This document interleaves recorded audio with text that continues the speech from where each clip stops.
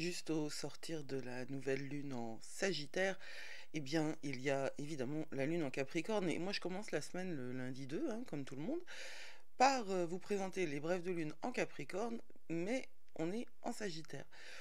Oui, pourquoi? Eh ben, je vous explique tout ça après. Après quoi? Après le générique. Bonjour, je suis Judith d'Astrologie et compagnie et j'ai créé Astrologie et compagnie pour vous inviter à redécouvrir votre pouvoir intérieur avec l'astrologie, les énergies subtiles mais aussi les mondes invisibles. Mon objectif est de vous offrir une approche authentique, loin des clichés et des tendances superficielles. Rien de ça. Et maintenant, on met le générique, c'est la musique.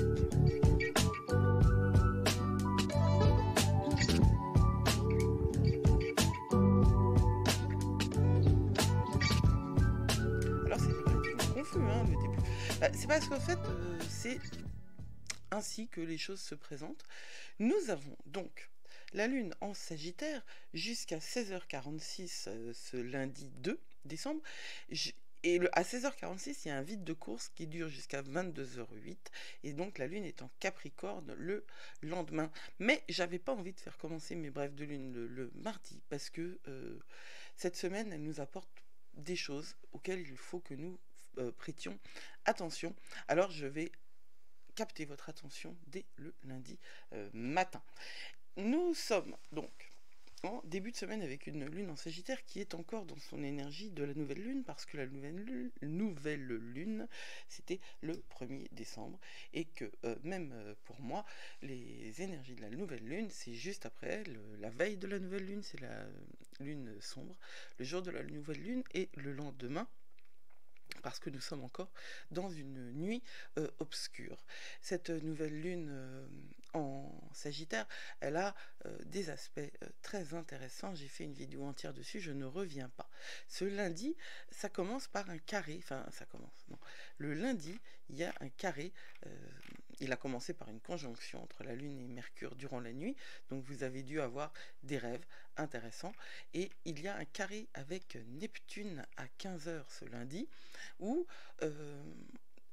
ce qui va prédominer, c'est cette interrogation de savoir qu'est-ce qui m'appartient à moi, qu'est-ce qui appartient aux autres, en termes d'émotion et en termes d'énergie.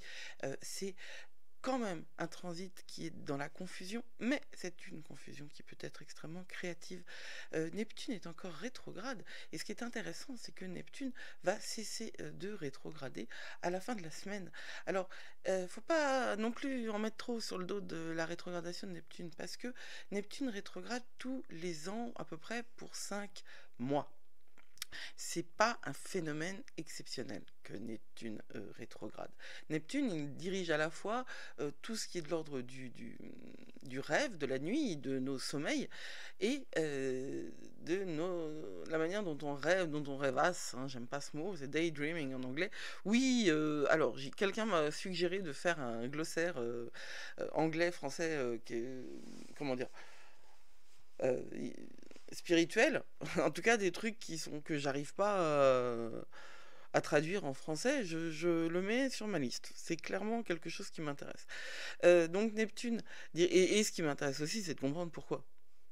Pourquoi il n'y a pas de mots en français, quoi. En tout cas, moi, je les connais pas. Pourquoi moi, je les trouve pas? Ça, c'est une histoire personnelle. Et pourquoi, si je les trouve pas, c'est qu'ils sont pas évidents, hein. Euh, c'est intéressant parce que je pense que la langue dirige beaucoup dans notre modélisation, dans notre représentation du monde, dans la manière dont on se représente le monde, puisque vous savez bien, vous avez appris, vous savez, vous connaissez, vous comprenez maintenant que la réalité, c'est une représentation.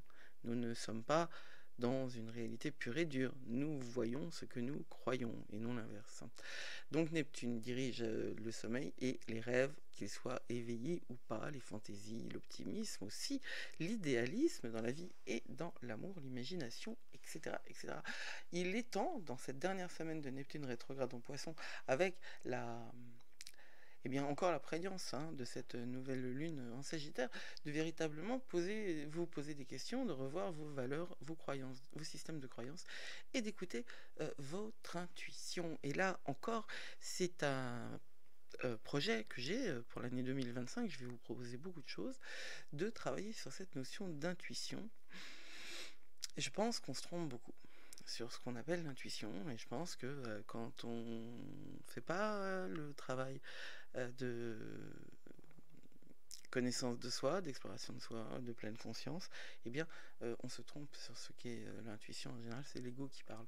Alors, quand Neptune était rétrograde en Poisson, c'était une bonne période pour les rêves, le yoga, la méditation, tout ce qui est astrologie aussi, tarot, et tout ce qui concerne les explorations intérieures et très profondes. C'était aussi un moment où on pouvait avoir tendance à se laisser aller à des pensées non réalistes ou un peu euh, paillettes et licornes, quoi. Et on pouvait avoir tendance à voir les gens et les circonstances de la manière dont on voulait les voir plutôt que de la manière dont elles sont réellement. Neptune, c'est le roi de l'illusion, et quand il est en rétrograde, c'est-à-dire que cette illusion, elle est intérieure.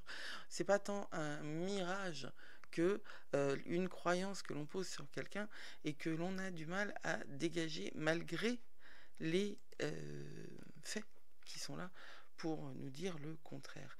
Alors, de ce que nous croyons, qu'est-ce qu'il y a d'autre en cette début de semaine? Il y a deux aspects qui sont super importants. Ce lundi et ce mardi, puis il y en a d'autres. Hein. C'est-à-dire que c'est une semaine chargée en énergie. Il y aura ces brèves de lune là qui vont courir jusqu'à mercredi soir. Ensuite, il y en aura pour le Verseau pour mercredi, jeudi et vendredi. Et ensuite, il y aura celle du week-end en Poisson. Alors, on a Mercure qui est trigone à Chiron, Vénus qui est trigone à Uranus, lundi et mardi. Ce sont des aspects... c'est surtout Mercure trigone à Chiron, c'est surtout lundi. Mais ça va avoir un petit peu d'effet quand même encore le mardi. Surtout si vous avez des placements en bélier importants. Parce que Chiron est en bélier. Et ensuite, Vénus qui est trigone à Uranus pour lundi, enfin c'est dimanche, lundi, mardi. Vénus trigone à Uranus, ça va nous donner envie de changer de notre routine ou de trouver d'autres routines. C'est des bonnes énergies pour se concentrer sur le divertissement, bien sûr, mais pour aussi comprendre de quelle manière on peut intégrer ce divertissement dans nos vies. La routine, c'est pas obligatoirement un truc qui fait chier. C'est la règle nous tient, la liberté, elle existe dans la discipline et dans le cadre, mais cette discipline et ce cadre, ils peuvent être tout à fait plaisants parce qu'on les choisit. Tout est dans la position. Le trigone de Mercure à Chiron, on va avoir... C'est quelque chose de l'ordre de la vulnérabilité qui permet d'être regardé, d'être guéri. Mercure trigone à Chiron, c'est une guérison par l'échange. C'est une guérison par la communication. On peut rencontrer des gens, entendre des gens qui vont chercher chez vous cette capacité de guérison. En tout cas, ça va faire écho en eux et réciproquement. C'est très intéressant. Alors, les jours qui suivent, et mardi, mercredi, jeudi, ce sont 3 jours où nous avons 3 aspects qui sont très puissants et très hétérogènes. D'abord, il y a entre le 3 décembre et le 5 décembre une opposition entre Mercure et Jupiter. Donc, l'opposition entre Mercure et Jupiter, parce que les deux sont rétrogrades, ça va nous donner à l'intérieur de nous une capacité à explorer notre génie. C'est quoi le génie? C'est penser en dehors de la boîte, c'est surtout penser par nous-mêmes, pour nous-mêmes, en dehors de toutes les influences extérieures. On les utilise, les influences extérieures, pour les tisser avec ce que nous souhaitons réaliser, mais nous ne sommes pas arrêtés par la peur de la grandeur ou la peur des autres, hein, du regard des autres. Ça permet, ce Mercure opposé à Jupiter, les deux en rétrograde, ça permet de se concentrer c'est parce qu'ils sont rétrogrades, hein. L'opposition Mercure-Jupiter, si c'est pas en rétrogradation, on a l'impression d'être le maître du monde. Genre, on a pris je sais pas quelle drogue qui nous donne le sentiment d'être surpuissant et on essaye de faire 75 000 choses en même temps. Or, les deux sont rétrogrades, ça change énormément l'énergie. Vous apportez à l'intérieur de vous la concentration nécessaire pour réussir ce que vous avez à faire. Ceci dit, il y a quand même cet optimisme de Jupiter. Si vous avez des plans et si vous les lancez c'est mardi, mercredi et jeudi, rajoutez 30% de temps. De toute façon, ça c'est un conseil pour tout. Quoi que vous fassiez, rajoutez 30% de temps parce qu'en général, on sous-estime énormément le temps dont on a besoin pour faire quelque chose, et surtout quand Jupiter est en jeu. Alors, l'autre truc qui est complètement opposé, hein, c'est pour ça que je disais que c'était hétérogène, c'est le Soleil qui est carré à Saturne. Saturne n'est plus rétrograde, Saturne a cessé de rétrograder, il est direct en Poisson, et donc là, c'est pas du tout intérieur, c'est la pression, elle est extérieure, et ça peut être difficile. Ça peut être un moment où si votre thème de naissance a une forte caractéristique saturnienne, genre vous avez une charge en Capricorne ou c'est Saturne qui est impacté par les transits actuels, il peut y avoir une dimension dépressive, déprimante. Je sais pas, c'est une forme de baisse en fait de sentiment, le sentiment qu'on n'arrivera pas à gérer ses émotions et que on est pris par la répétition des schémas de pensée intérieure. On peut avoir l'impression que on déplace des montagnes alors que c'est des petits cailloux qui nous empêchent d'avancer et que ou alors qu'on a déplacé un gros caillou et qu'en fait c'en est un tout petit. Vas-y, il y a une histoire de cailloux dans ma tête pour ça. C'est pas un moment confortable. Tous les mouvements vers l'avant peuvent sembler être impossibles parce qu'il y a une résistance fondamentale. Tout ce qu'on veut semble hors de portée parce que c'est encore une fois, on rencontre des résistances, mais vraiment au sens, vous savez, quand vous voulez avancer contre le vent, quoi, c'est... il va falloir trouver le moyen terme, il va falloir trouver l'équilibre. Ne prenez pas les choses personnellement, parce que ce n'est pas un signe de l'univers que vous devez abandonner. C'est juste un moment où il faut se poser. Mais faites attention. Faites attention. Continuez à avancer à votre rythme, mais continuez à avancer. Trouvez des manières créatives de faire ce que je disais tout à l'heure, hein, de faire les choses que vous avez à faire. Ça va être le thème de cette semaine-là. Trouvez du kiff dans la structure et dans la règle. Parce que si vous lâchez l'affaire là, hein, vous allez perdre énormément d'estime de vous. Procrastiner à ce moment-là, les 3, 4, 5, c'est vraiment pas une bonne idée. Saturne vous le fera payer. Si Saturne entre en jeu dans votre vie, c'est pour être testé. Et oui, il y a des vies qui sont plus testées que d'autres. C'est ainsi. Il y a des gens qui ont aussi les yeux bleus. Et je ne sais pas si avoir les yeux bleus, c'est mieux qu'à ne pas avoir les yeux bleus, parce qu'il y a des challenges aux yeux bleus. Mais je vois les choses comme ça. Il y a des gens qui ont les yeux bleus, et puis il y a des gens qui ont les yeux pas bleus, et il y a des gens qui ont des thèmes avec des tests réguliers de l'univers, et il y a des gens qui ont des thèmes plus faciles. Tout est question, manière de voir les choses. Tout est question, manière de vivre les choses. Les yeux bleus, en général, ils sont plus fragiles. Mon mari et mes enfants ont les yeux bleus, à part mon aîné, et c'est souvent des yeux qui sont fragiles, donc qui supportent moins la lumière, le sable, etc. Donc qui nécessitent de l'attention. Des thèmes avec beaucoup de résistance, beaucoup de travail sur soi, beaucoup de résistance, beaucoup de difficultés, ça donne la nécessité de travailler sur soi, et donc ça donne des grandes richesses. C'est sûr que si on ne s'occupe pas de ses yeux, eh ben, on souffre. Si on ne s'occupe pas de soi et qu'on prend tout comme pourquoi que ça m'arrive, etc. Donc voilà, on n'avance pas non plus et ça ne change strictement rien à ce qui nous arrive. Donc Saturne est là pour vous enseigner la sagesse, et la sagesse, on en a tous besoin. Mais bon, il y a quand même une bonne nouvelle, parce qu'il y a quand même des bonnes nouvelles. Vénus est sextile à Neptune. Et ça, c'est hyper rêveur. D'autant que Neptune est dans ses derniers moments de rétrogradation. Je vous en parlais. Donc là, on peut avoir une capacité à partir dans les rêves. Alors, est-ce que c'est bien?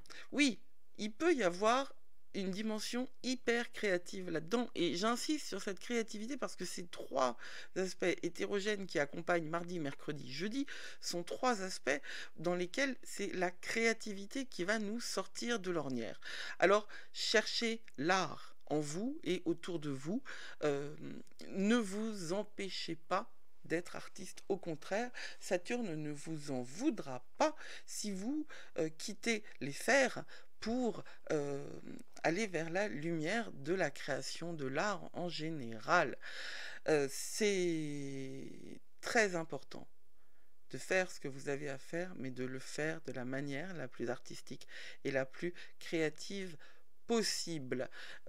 Sinon, vraiment, si vous le prenez du mauvais côté, ces trois trucs-là, vous allez vous retrouver à ne pas travailler, opter pour des paradis artificiels, qu'ils soient des toxiques qu'on ingère ou des toxiques qu'on regarde, parce que la télé est un paradis artificiel, clairement, et vous le regretterez. Et j'ai pas l'habitude de dire ça, parce que je fais pas cette astrologie-là. Mais là, je le sais, il y a des moments où... il y a des moments où si on sort et qu'on est mouillé, c'est pas grave, et puis il y a des moments où si on sort et qu'on est mouillé, on attrape la crève. Et là, c'est un moment où si on sort et on est mouillé, on attrape la crève.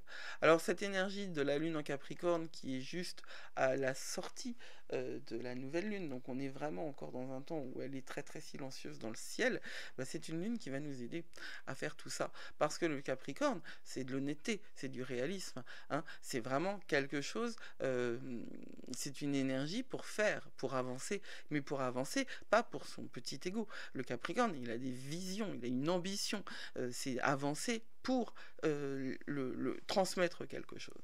Le Capricorne, il peut tout à fait laisser tomber les plaisirs immédiats pour comprendre que une récompense qui est temporisée, c'est une récompense qui a encore plus de valeur et à laquelle on aura encore plus, on va prêter encore plus d'attention. C'est vachement important ça, parce que c'est ça en fait qui va pas dans notre société, hein, c'est le fait qu'on sait plus attendre, on a accepté d'être des clients avant d'être des humains.